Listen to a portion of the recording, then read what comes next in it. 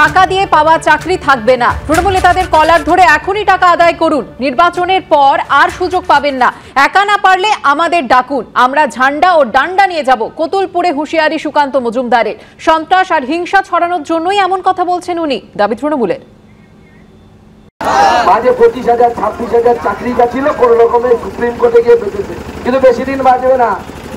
আবার তৃণমূল কংগ্রেসের যারা এখানেও আছেন, চাকরি টাকা দিয়ে পেয়েছেন, এটাই সুযোগ। এই লোকসভা ভোটের পর কিন্তু তৃণমূল কংগ্রেসকে আপনারা পাবেন না, আর নেতাদেরকে পাবেন না। এখনই বাড়ি যান, বাড়ি গিয়ে যে টাকাটা দিয়ে চাকরিটা ঘুষ দিয়ে পেয়েছিলেন সেই টাকাটা উদ্ধার করুন, কলার ধরে উদ্ধার করুন। আর একা না পারলে সঙ্গে বিজেপিকে নিয়ে যান, বিজেপির ঝান্ডা এবং ডান্ডা নিয়ে গিয়ে টাকা উদ্ধার করবেন। এটা এদের কালচার, ওদের যেটা কালচার সেই অনুযায়ী কাজ করেছে ওরা। ওদের উন্নয়নের কোনো কথা নেই, তাই এইসব করে ভোটারকে একটা সন্ত্রাস তৈরি করার চেষ্টা করছে। টাকা নিতে তো বিজেপির নেতৃত্বকে দেখা গেছে, সেটা তো মানুষ দেখেছে। তো সেই জায়গায় দাঁড়িয়ে ওরা এখন কি করবে? ওদের করার কিছু নেই। মানুষ সব জায়গা থেকেই মানুষের কাছ থেকে প্রত্যাখ্যান হচ্ছে ওরা। সেই জায়গায় দাঁড়িয়ে ওরা এখন বাতাবরণ তৈরি করছে, একটা হিংসার বাতাবরণ। বিজেপি বলছে বাংলায় এবার 35। আমি বললাম হয়ে যাবে ফিনিশ। প্রধানমন্ত্রী নরেন্দ্র মোদীর নাম এবার প্রাক্তন প্রধানমন্ত্রীর তালিকায় ঢুকবে। হুগলির খানাকুলে সভা থেকে হুঙ্কার দিলেন ফিরহাদ হাকিম। সেই সঙ্গে সন্দেশখালীর ভাইরাল ভিডিও সিরিজ নিয়েও আক্রমণ শানালেন।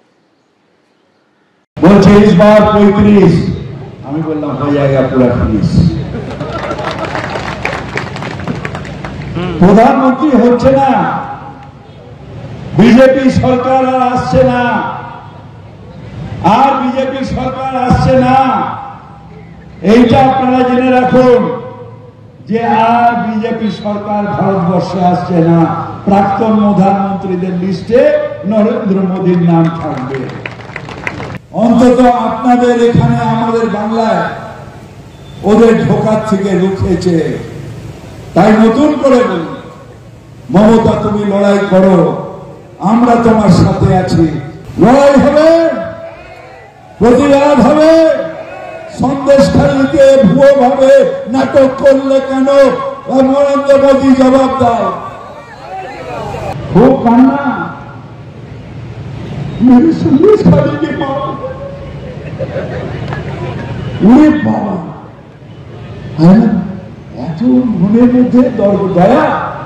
মোদীজি যখন বিলফ্রি বানোকে ধর্ষণ হলো, তার যে 11 জন তাদের জেল থেকে ছাড়ালেন ডবল ইঞ্জিন গুজরাটের সরকার, সে বিলকিস বানোর জন্য আপনার কান্না এলো না? শিডিউল কাস্ট বোর্ড, তাকে যখন আপনাদের লোকেরা ধর্ষণ করে জ্বালিয়ে দিল, নিজের বাপ মাকে দেখতে পেল না, হাতরাসে, আপনার কান্না এলো না? যখন আমার মা বোনেরা মণিপুরে তাদের ধর্ষণ করে প্যারেড করানো হলো, সেই মা বোনের জন্য আপনার কান্না হলো না? আপনার কান্না এলো না নরেন্দ্র মোদী? যত কুমিরের কান্না এইখানে এসে ইলেকশনের সময় আমাদেরও কান্না পায়। আপনার অত্যাচারের জন্য আমাদের কান্না পায়। বাংলা তথা ভারতবর্ষের মানুষের দুর্দশার জন্য